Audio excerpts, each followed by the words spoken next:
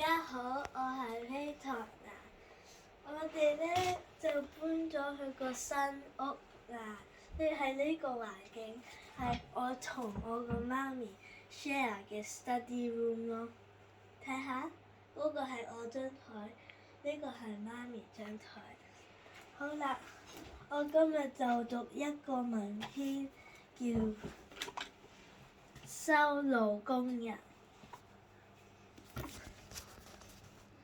修路工人，一個陽光普照的下午，我跟媽媽上街去，天氣十分悶熱，我們才走了一會兒，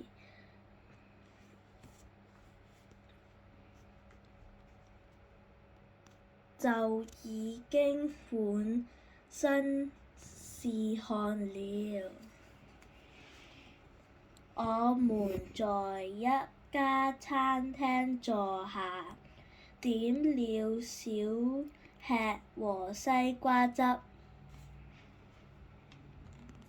餐廳裏播放着輕快的音樂，空調送來陣陣涼風，真是舒服極了。正當我們津津有味地享受着美食的時候，忽然聽到一陣刺耳的鑽地聲，從哪裏傳來的噪音呢？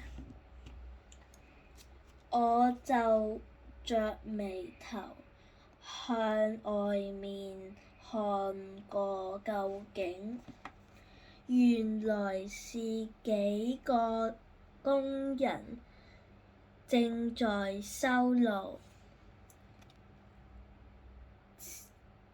只見他們緊握着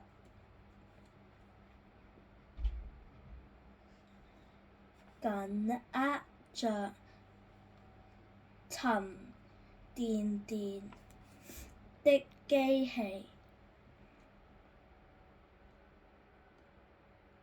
彎着身子在烈日下用力地轉啊轉，他們那壯